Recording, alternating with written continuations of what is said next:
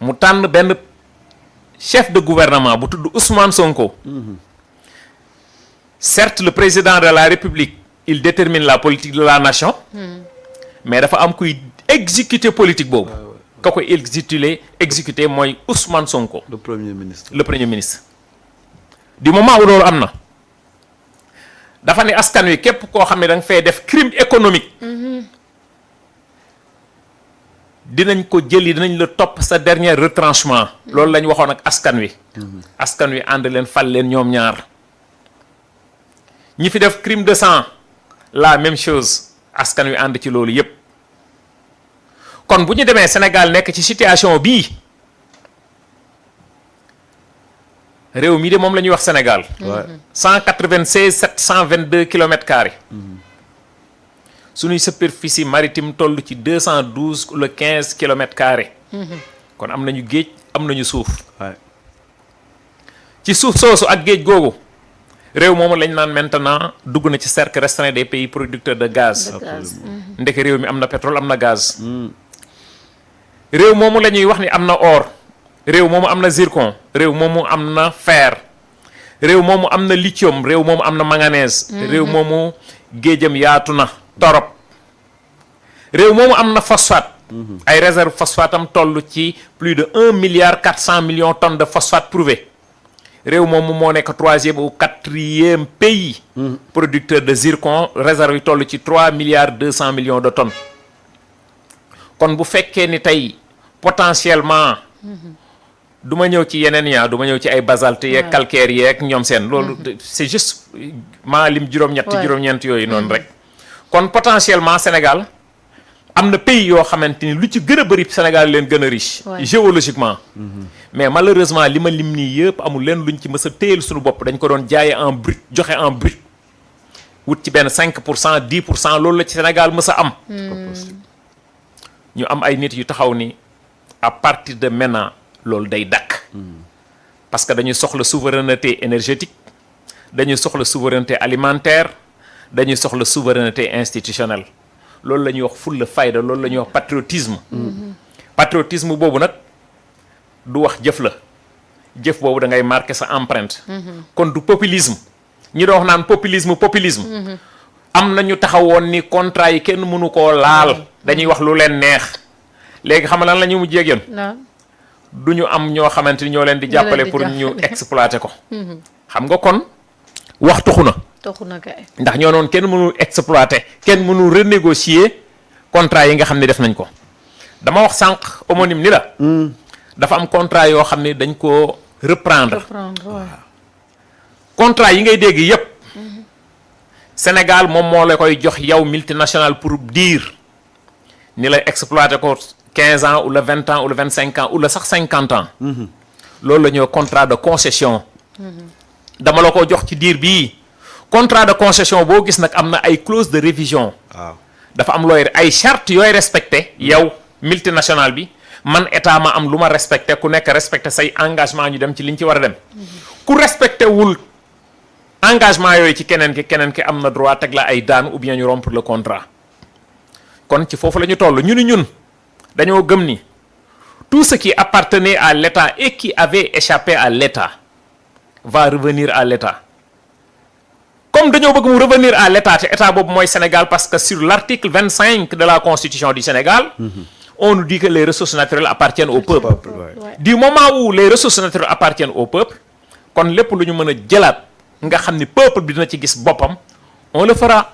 mais lan moo taxoon à l'époque ñu laan naan mënu leen réussir loolu parce que ni ñu fas xet gi ñu tëggee contrat yeeg affaire yooyu. waaw ñàkk gëm sa bopp ñàkk dëggal sa bopp xam nga de 1960 à nos jours amul façon xam-xam bu ñu fi gisul. fii ay kàngam rek a fi yàgg a nekk ci réew mi mais dafa am lu leen différencier ak ñi nga xamante ni tey ñoom ñoo porté ce combat ba egg fi ñu egg si mooy le courage politique. ce courage politique là. wane nañ ko à la face du monde mon cher Ousmane Sonko il est premier ministre. il n'est pas président de la République. nan lañ def ba mu bokk ci parmi les 20 personnes les plus influentes du monde. pays hôte bu mu dem. dañ koy teeru comme un chef d'État. loolu mooy personnalité doomu aadama. cette personnalité il l'a. ci waxin bi ci doxin bi ak ci jëmm yi acte bi yi muy posé acte yi muy posé c'est l'africanité moo tax fierté la ci ñun ñu bokk ak bépp sénégalais bokk ci cette génération d'idées de rupture décomplexée au vrai sens du terme ñu gëm ni le Sénégal d'abord avant les intérêts de la France le Sénégal d'abord avant les intérêts des États-Unis ou bien tout autre pays tey jii bu ñu lay wax ni le 66% des matières premières du monde proviennent de l'Afrique limal ñii sànq yëpp tey nekk réew mi di Sénégal cela veut dire que potentiellement le Sénégal est riche normalement. mais pourquoi nous sommes devenus parmi les 25 les plus pauvres les plus endettés les plus corrompus alors loolu njeexital la léegi nag mais est-ce que mën nañu xam waaw li nga xam ne contrat yi nga xam ne dañ ko renégocier ak yi nga xamante ni dañ koo jël nangu ko moomal ko suñu bopp foofu laa jëm Ouais. foofu laa doon jëm pour leeral surtout ñu c'est bari important. dañuy dégg teraanga yaakaar teraanga yaakaar ouais teraanga yaakaar dafa bokk ci benn bloc bu ñuy wax Kayar offshore profond nekk ci waaxi Kayar superficie yi tollu 7364 kilomètres carrés mu am beneen bu ñuy wax Saint-Louis offshore profond Saint-Louis offshore profond. boobu foofu la ñuy exploité gazu GTA bii ouais. suñu digganteeg Mauritanie ouais superficie yi toll ci 9364 kilomètres carrés mu am benn société bu ñuy wax Petrotim bu ñu créé le 19 janvier 2012 aux îles Caïmans rue Georgetown sous le numéro 265 741 ñu ñëw Sénégal créé fi Petrotim Sénégal 4 juillet 2012 ki ñu def ci turam mu nekk Aliou Sall rakku président de la République Macky Sall bi fi nekkoon muy société anonyme unipersonnelle société boo xam ni turam kese kott rek dong moo ci nekk moo ko représenté woon Sénégal turam kese. turam ñu ñëw janvier le 19 janvier 2012 février mars avril mai juin le 19 juin 6 mois après ñu génne benn rapport de présentation 00792 ak 0687 ni Petrotim am na capacité financière et technique pour ñu jox ko sunu pétrole ak sunu gaz comme ça. waaw rapport de présentation bu ancien ministre bi ñuy wax Aly Ngouille Ndiaye moo ko signé woon Aly Ngouille Ndiaye waaw moom moo signé woon rapport boobu après xam naa dinaa la ko jox nga xool ko moo nekk nii bi mooy bu Kayar offshore profond bii mooy rapport de présentation 0687 bu Saint-Louis offshore profond signé par Aly Ngouille ci rapport yi bala ñuy jël décret présidentiel moom ministère bi nga xam moo chargé wu wàll wii moom moo na am na capacité ou la amul capacité moom rapport bi dafa ne am na capacité financière et technique pour ñu jox ko sunuy ressources et sur la base de sur quoi la la base de- valider loolu. waaw foofu laa jëm ouais léegi avant décret di am président bi day gëm wala mu bañ a gëm wala mu gëstu xool foofu lañ doon waxee rapport yi IGE bi ngay dégg en 2012 ñu naan am na rapport amul rapport xam nga gis nga fi premier ministre Ousmane Sonko génn ni rapport bi ñu génne woon ci circuit bi mu ngi nii mi ngi ne waay bu fekkee ni rapport boobu am na ci dëkk bi ouais te jàpp nañ ne am na parce que Ousmane Sonko génne ne ko rapport baa ngi nii dañ ko génnoon ci circuit bi te amoon ay kilifa yu nekkoon ci réew mi porte parole du gouvernement d'alors ñoom ñëpp kàngam yi génne rapport boobu amul kon tey ji bu ñu ko génnee cela veut dire que ni sur la base de ce rapport ci la Macky Sall jëloon ñaari décret ouais 2012 596 ak 2012 597 ni leen jox naa leen ko signé ko le 19 janvier 2012 ni leen exploité leen ñoom Petrotim ñaari bloc yii nga xam ne mooy Kayar offshore profond nga xam ne foofu la teenu teraanga ak yaakaar nekk ñu ne dinañ fa def ay gëstu yooyu mooy seet recherche Ouais. dinañ fa def 24 milliards cëla ci Saint-Louis dinañ fa gëstu def fa 24 milliards du 48 milliards ñu dem ba 2023 defuñu dara ouais d'ailleurs ils sont en déphasage avec le code pétrolier sur l'article 8 parce que démontré wuñu seen capacité financière et technique donc ils ont violé le code. waaw ouais léegi ñu war a jëlaat suñuy bloc yi pétrole Macky Sall jëlaat benn décret d'extension initiale yokkalaat leen moom mooy 2013 Ouais. 11,54 ak 2013 11,55 bi nga xam ne Macky Sall moo ko signé le 23 août 2013 joxaat leen biñ demee ba 9 juillet 2013. defuñu dara foofu la ñii di tudd Petrotim jël 60% jaay Cosmos Cosmos waaw. jël 30% jaay BP. yaa ngi may dégg bu baax. maa ngi lay dégg bu baax kay. ñu demaat ba février 2017 Cosmos boobu la société américaine bi amoon 60%. Ouais. jël 30% jaay ko BP moom mu dese 30%. moo tax blogu Saint-Louis bii nga xam ne gaz bi suñu digganteeg Mauritanie. BP nekk fa actionnaire majoritaire 60% foofu la tàmbalee. blogu Kayar offshore profond bii tamit nga xamante ne tey moom lañ dem négocier ñaari teen yi nekk fa muy Teranga ak Yaakaar. yaakaar buñ ko exploité woon cela veut dire que ni ba tey kon BP moom mooy nekk actionnaire majoritaire. ok mais yàlla moo ñu bëgg ba jotuñu koo exploité. ñoom ñu ne léegi ñoom ils sont pour l'export dañ koo bëgg a jël yóbbu di jaayi gaz bi bitim réew. ok ñun ñu ne soxlawuñu loolu parce que ñun dañoo soxla une souveraineté énergétique. ouais ouais ñoom ñu génn ci bloc bi. ñoom ñoo xam lu tax ñu génn ci. ouais. mais daal li ma la mën a wax mooy li tax ñu dugg dans le cercle restreint des pays producteurs de gaz c'est des réserves prouvées et certifiées à travers le monde ñëpp xam ni li fa nekk moo ëpp sax li nekk suñu diggante ak GTA suñu diggante ak Mauritanie. kon loolu c'est à féliciter à encourager. mais foofu kon li ñu doon wax naan Cosmos moo jékki-jékki rek dem yoonam. dem yoonam. waaw Cosmos doole bi BP am Cosmos amu ko. BP moo ëpp doole Cosmos. Cosmos moom it bi mu ñëwee dañ ne ko wutal koo xam ni dina ñëw ñu bokk liggéey bi. un partenaire. mais moom dëggantaan mbébétam dëggantaan mooy ñu jël gaz bi continuer génne ñoom it di jaay. waaye yow homonyme waaw. recherche ni mu chéré. nga def ci plus de 100 milliards de nos francs CFA. nga dem ba am ay réserves certifiées di nga xëy benn jour rek bàyyi fi réserve Sénégal jëlal ñun bàyyi nañ la lépp dem nañu suñu yoon asalaamaaleykum multinational baaxee na noonu. déedéet. kon soow mi am na lu ciy ñuul. ah lu ñuy ñuul loolu nag lañ bëgg nga leeral ñu. la cay ñuul nag. ñun ñoo koy weexal ba mu weex tàll. ah aja. parce que ñun intérêt Sénégal la ñuy xool avant ñuy xool beneen réew. dëgg la. dañu ne bépp pays bu industrialisé tant que amoo souveraineté énergétique mënoo dem fenn. c'est clair. ndax lépp électricité la du dëgg. ci kaw loolu Cosmos ils sont cotés en bourse. à New York du dëgg. même bu dee dañoo génn par la grande porte. te noonu la demee parce que bëgguñu contentieux bi.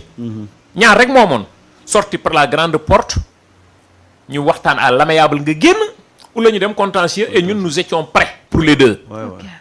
ñoom ñu génn à l'amiable dem. kooku kay wax dëgg yàlla tey ku mun bu ñu neexee sax nag tàcciwaat. waaw. ndax sunu fulla ak sunu fayda moo tax. kon bu ñu toogee ñun am gaz boobu jàpp ni gaz boobu moo war a tax ñu am souveraineté énergétique duñ jëlaat sunu yëf. kooku kon du lu ñu renégocier lu ñu reprendre la. ok. kon dañ koo jël. da ngeen jël li ngeen moom. lu ñu moom fas yéene koo jël dugal ko ci gazoduc yóbbu ko ci centrale hybride yi ak centrale yi nga xam ne gaz la ñu war a daw. ñu togg courant boobu bu ñu ko toggee ci centrale yu bëri bu boobaa courant ku doon fay 100 000 francs courant ñu xëytee ni la 25 000 wala 30 000 francs ngay fay courant. ku doon lakk ci industrie pour defar ab dàll. ku doon lakk ci industrie pour defar tigadege ku doon lakk ci industrie pour wol defar phosphate ak ñoom seen mais cela veut dire que ni comme boobu yépp li nga ci doon fournir di ko fay ci courant bu wàññee ko cela veut dire que ni loolu askan wi yépp ñoo ciy gisaat seen bopp kon bu loolu amee c'est pas encouragé à féliciter loolu reprise la beneen bi ci des muy reprise mooy lu mel ni ICS ICS booy xool am na taxawaay boo xam dañ koo taxawoon ci Sénégal. oui. fleuron de l'industrie du Sénégal. c'est clair. ñu dem ba am ci 15%. 15%. 15. IFCO am ci 7%. Indorama am ci 18%. Sénégal ay réserve am ci phosphate c'est plus de 1 milliard 400 millions tonnes de phosphate. Ousmane Sonko chef du gouvernement. ni dama soxla 3 millions de tonnes d'engrais. 3 millions de tonnes d'engrais kese bu fekkoon ne tey dañoo taxaw fii war a continuer di exploiter 3 millions de tonnes d'engrais kese. ah c'est plus de 466 ans. Ouais. ci li ñu am ci phosphate. waaw. kon bu ñu amee industrie bu mel noonu nga xam ni de passage maa ngi nuyu les employés des ICS mine comme chimie nga xam ni ñoom ñëpp ils étaient actionnaires aux ICS. ñu dem ba nga xam ni kër gi demee na noonu cela veut dire que ni dommage pour le Sénégal mais nous ne méritons pas ça. ñu am ay nit yu ñëw taxaw xool kër gi gëstu kër gi et plaisir la ñun ñu bokk ci. de passage maa ngi nii suñu ministère tutelle le ministre Birame Souleye Diop. ñu def ci liggéey bu am solo dem nañ fa 2-3 fois des audits internes. ani maa ngi ci biir waxtaan xool de amont en aval tribord bâbord xool tout ce qui est flow line maanaam la production lépp ñu xool ko. Ouais. ah bu ñu gisee ay manquements yoo xamante ni fukki at ak lu teg loo xamante ni yow da nga doon am exonération yoo xam ne da nga ko waroon a fayoo ko. concession minière yi nga xam ne dañ la koo joxoon parce que soo amul phosphate mënoo defal acide sulfurique mënoo def acide phosphorique. kon bu fekkee gëstu nañu loolu yëpp homonyme ñu gis ni yow li yëpp fayoo ko woon ñu jël yëpp rassemblé ko ni la yow manque à gagner bi c'est plus de 1075 milliards. Ouais. léegi ñun dañuy jëlaat sunu yëf loolu mooy gëm sa bopp dëggal sa bopp. mais te jël bi ma terminé foofu jël bi le premier ministre et son gouvernement. bu la neexoon xëy suba teer rek ni monsieur Sambata Sarr est nommé président directeur général des ICS. mais le premier ministre l'a pas fait. dafa woo ñëpp ñi nga xam ne ay kàngam lañu. ouais j'ai vu la rencontre. ci ICS ni leen ñëw leen primature. wax leen ni leen dañoo bëgg une gestion inclusive et participative pour reprendre les ICS wax leen ñu lan ngeen bëgg nu ngeen ko gisee nan la war a demee ku nekk joxe sa xalaat. loolu mooy àdduna. léegi bu loolu amee ci kanam la ñu jëm cela veut dire que dañoo bëgg a jëlaat suñu yëf téelu suñu bopp suñu yëf. loolu mooy lan souveraineté. Maroc ma nga ne lu mam phosphate. Kese. OPC ah loolu la ñu gëm. tey moom moo yóbbu Maroc fi mu toll nii tey ji surtout. Maroc doo fa dégg zircon doo fa dégg fer doo fa dégg or doo fa dégg lithium doo fa dégg manganèse doo fa dégg te loolu yépp tey potentiel la bu nekk ci réew mu Sénégal kon Maroc gënu riche Sénégal. Déedéet. kon bu ñu amoon ay njiit yoo xam def nañu la nga xamante ni waa Maroc ñoo ngi koy def ci seeni suuf pour industrialiser seen matière première kon nga Sénégal ku fi toog ba jóg fi doo fi jóge fii ngay toog ndax fii mooy nekk sa àjjana entre guillemets. ouais. kon ñun ñàkk gëm suñu bopp dëggal suñu bopp jël suñuy matière première di ko jaay en brut moom moo tax tey ji Sénégal dem ba lompañ mel ni nga xamante ne tey fi la toll kon loolu aussi lan la renégociation ou la reprise. reprise. mais justement fi ma bëggoon juste insister mooy yéen bi ngeen di ñëw di reprendre ICS ci loxo ñan la ne woon parce que Sénégal dañoo demoon ba finalement xamatuñu ICS ci loxo ñan la ne woon et puis comment c'est nan la reprise bi demee grand biñ koy reprendre ñu ngi koy jëlee ci loxo Indorama. yaa ngi may dégg bu baax bi ñuy def recapitalisation bi teguñu ci taabal bi 50 milliards dégg nga ma bu baax li ci des ci installation yi lañ ko def te installation motul 50 milliards